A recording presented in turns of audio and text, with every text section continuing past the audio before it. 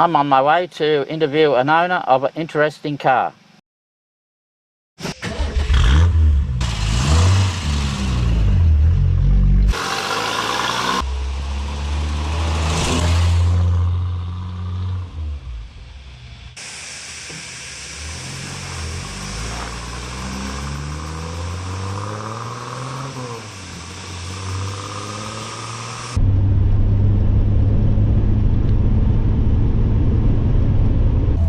Just on my way down to Eastern Creek Raceway to have a bit of a chat with James about his Saab track car. Now Eastern Creek's about an hour down the road, so I'll see you then. That's it. I'm here talking to James about this wonderful old Saab. So tell me, how long have you had this car? I've had it now, what, about nearly 5 years. 5 years I've had it.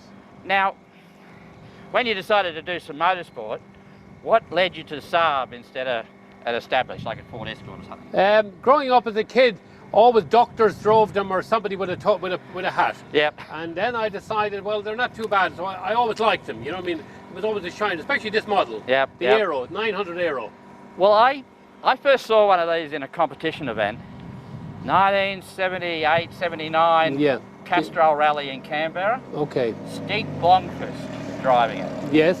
And he was giving Greg Carr in an RS 1800 Escort a real run for his money. A run for his money, yes. And I thought, what the hell's this thing? Yeah.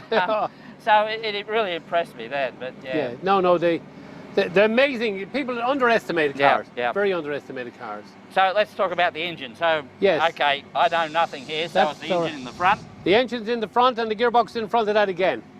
Okay, so all it's back to front. Front-wheel drive car? Yes, front-wheel drive. And that's what, a 2-litre engine? It's an 1800 in this one. Right. 1800. And is that turbo really? Turbo, yes. Yes. Right. Turbo on it, yes. So is that a turbocharged car? 16 an old-fashioned turbo car that it would be suddenly hits you? Yeah. That's the exact type when you feel whoop, it sets you back in the seat. Yep. That's exactly what it's like. Yes. Right. 16 valve head on it. Yeah. That's yep.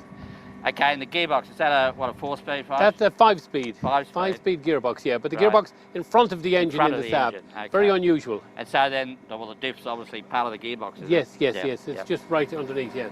And the brakes on these, what are they, disc brakes? Disc all around, four around? disc brakes, yes. So how are the brakes on like a track they can fade. They fade a little bit on you. But you know, you have to dab them and leave them go. Yep. You know, that type of thing. Right. And then use your gears, obviously. Now, front-wheel drive cars have a bit of a reputation for understeer. Yes. So, how do you drive it? You have to go tight in the corner. You can't come wide like an ordinary car. Right. Where you're getting the flow out on the back and then you're getting the power on. This you got to cut a little bit tight, and then you go like hell. Right. You know, so you straighten them back up again. Because they go all out with you. You know. Yeah, I rallied a Mini, Cooper S Mini. Yes. And I never really got my head around a front-wheel drive car on a loose surface. Yes. I was fine on something like this. Yes. But on a dirt surface, I got.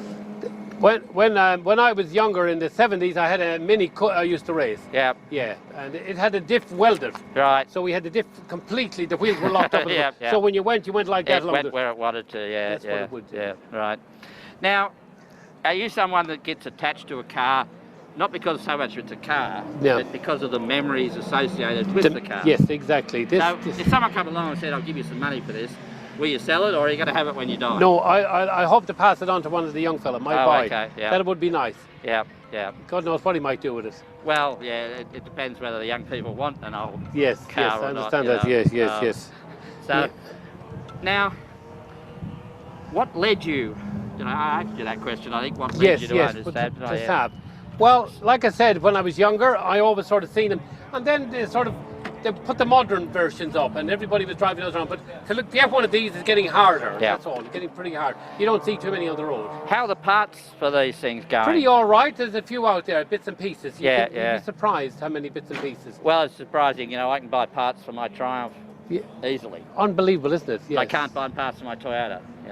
There you go. Yeah. There you go. It's a bit like the Mazda as well. Yeah, I think any Japanese car falls into that category of parts problems. Yes.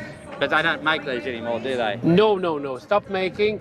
But there's still a few bits and pieces around, as long as you don't do too much damage to the bodies. Well, I've watched a bit of YouTube Swedish and Finnish rallies. Yes. And they pop up there quite a bit. Yes, of course. Being Yes. rallied. Yes. That and Volvos. Yeah. No, they do. They're still in demand. It's amazing. Even in Poland, they're still pretty sought after. I've seen some tube thing about it. And then in Sweden, of course. It's amazing how many people still want Saabs. You know what I mean? Like this particular, It's a poor man's Porsche.